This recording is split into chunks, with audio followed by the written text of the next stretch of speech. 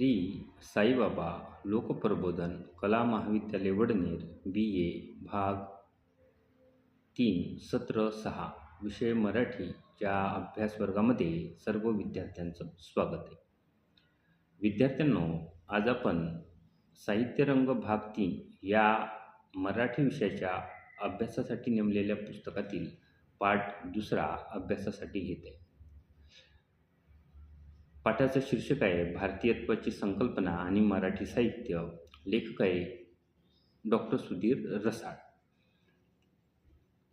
Doctor Sudhir Rasal यांनी या पाठामध्ये भारतीयत्वाची संकल्पना म्हणजे काय हे सांगून त्याचा मराठी साहित्यावर प्रभाव कसा पडला, पाश्चात्य राजवट मराठी साहित्य आणि एकूणच महाराष्ट्रीयन संस्कृती यांना कशी प्रभावित करत गेली याचा उहापोह त्यांनी या पाठामध्ये केलेला आहे.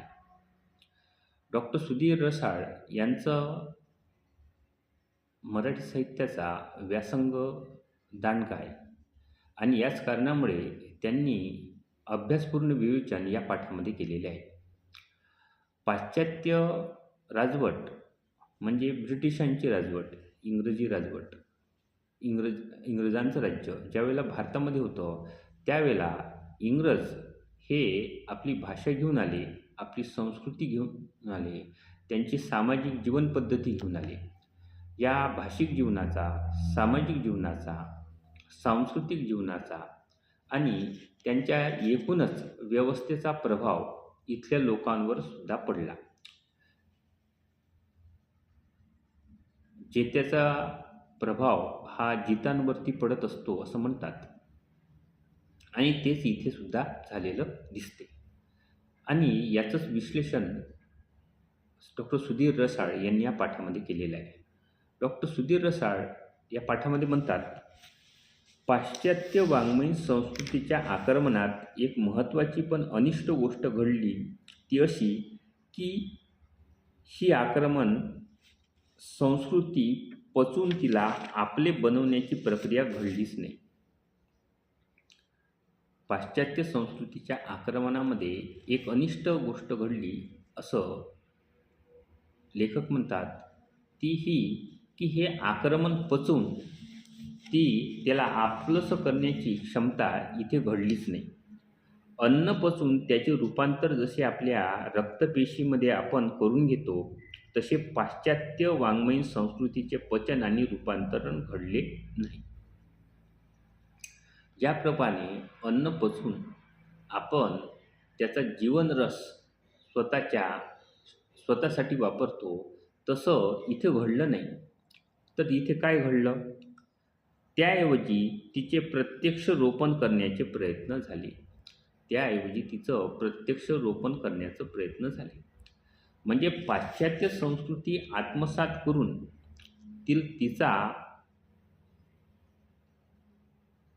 तिचं प्रकटीकरण हे भारतीयत्वाच्या संस्कृतीच्या अनुषंगानं व्हायला पाहिजे होतं.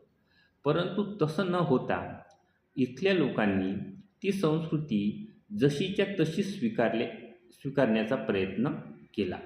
म्हणजे त्यांची खानपानाची पद्धत, त्यांच्यासारखा पोशाख, त्यांच्यासारखे बोलण्याची पद्धत हे जसंच्या तसं स्वीकारण्याचा प्रयत्न केला आणि हे गोष्ट भारतीयत्वाच्या संकल्पनेच्या विरुद्ध होती.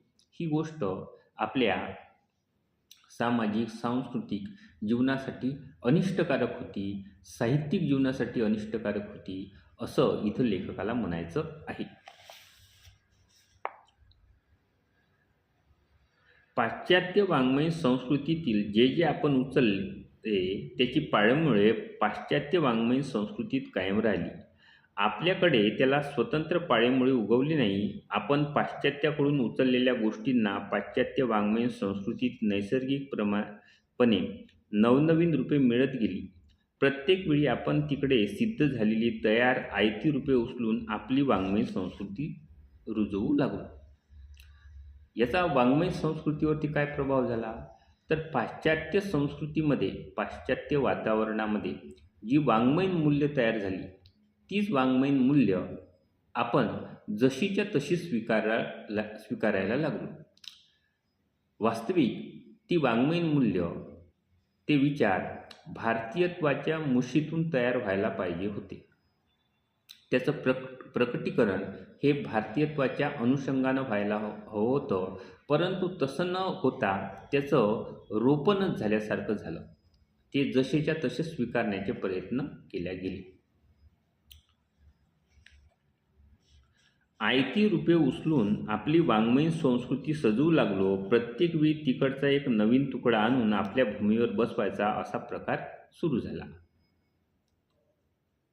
वाङ्मयीन जीवनामध्ये, साहित्य जीवनामध्ये एखादा विचार स्वीकारायचा असेल तर मग तो पाश्चात्यच्या साहित्यातून जशाच्या तसा स्वीकारायचा आणि मराठीमध्ये मांडायचा असा प्रकार इथे सुरू झाला.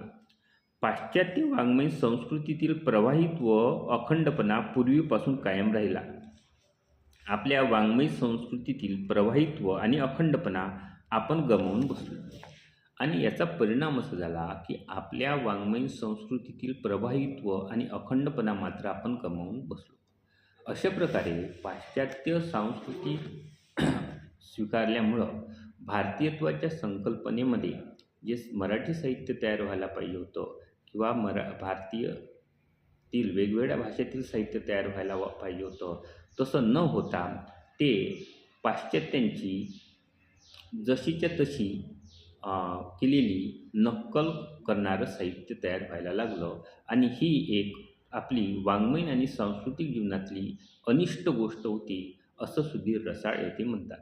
थोडक्यात सांगायचं तर पाश्चात्यांच्या ज्या चांगल्या बाबी आहेत त्या स्वीकारणं आवश्यक होत्या, परंतु ह्या स्वीकारताना त्या भारतीयत्वाच्या मुशीतून स्वीकारायला पाहिजे असं लेखकांना वाटत होतं. आजच्या भागात एवढं, पुढं आपण परत